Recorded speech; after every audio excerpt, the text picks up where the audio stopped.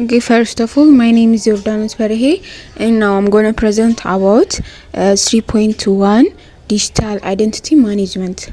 Digital identity is a collection of information about person, organization, or electric device that exists online. የዲጂታል አስተዳደር ማንነት በመስመር ላይ ስላለ ሰው ድርጅት ወይም ኤሌክትሮኒክስ መሳሪያ መረጃ ስብስብ ነው። It includes data used to identify individual and provide to access service like banking, health, education.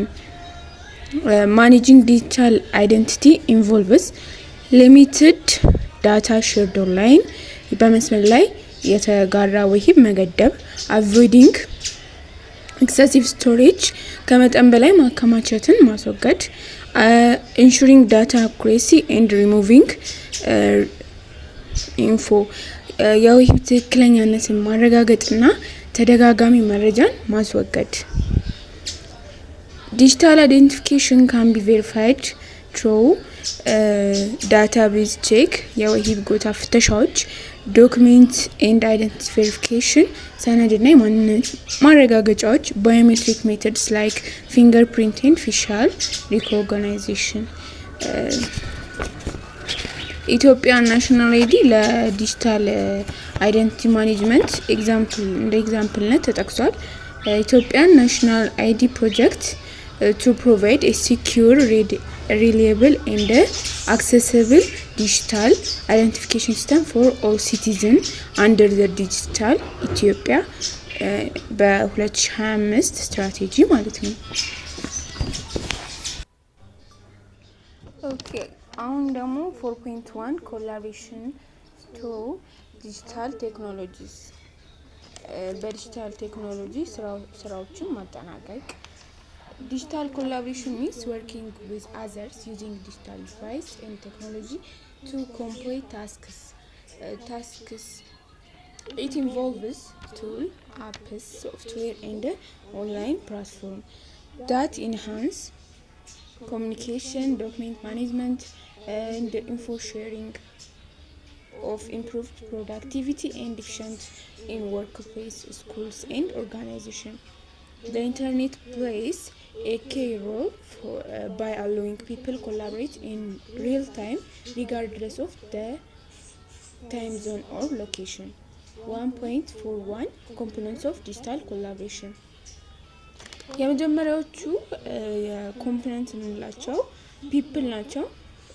People central to collaboration, they need effective communication and coordination to work efficiently even remotely. Collaborative tools የምንለው ደግሞ ሁለተኛው ሲሆን software and systems that support teamwork such as communication tools, file sharing and project management platforms. Collaborating tools የምንላቸው የትብብር መሳሪያዎች ማለት ምን ማለት እንደሆኑ አብራራለሁ። Are digital systems that help people work together efficiently by improving communication, sharing file management projects and visualizing data.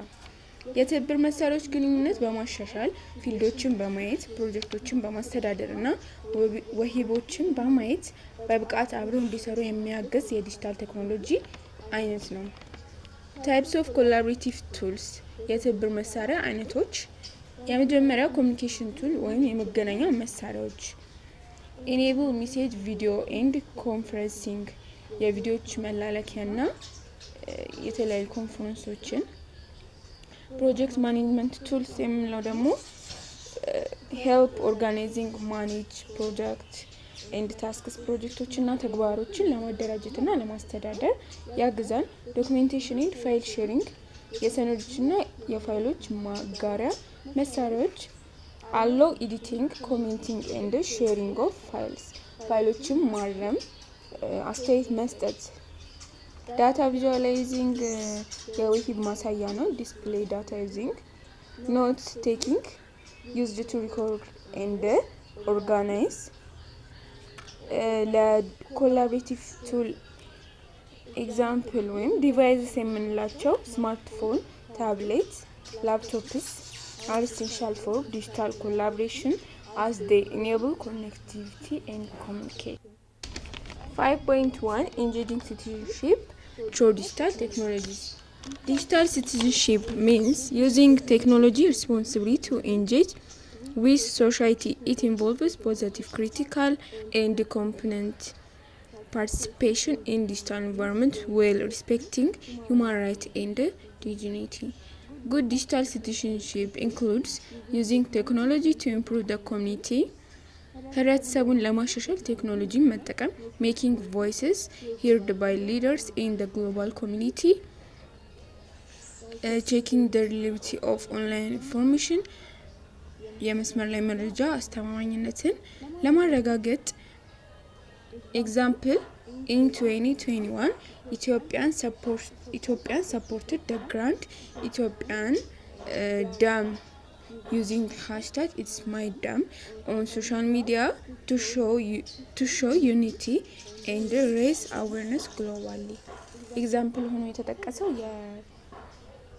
የኢትዮጵያ ታላቁ ግድብ በ2022 ኢትስ ማይ ዳም በሚል ሃሽታግ ተጠቅማ እንዲሳተፉ አርግታለች ማለት ነው፣ ድጋፍ እንዲሰጡ።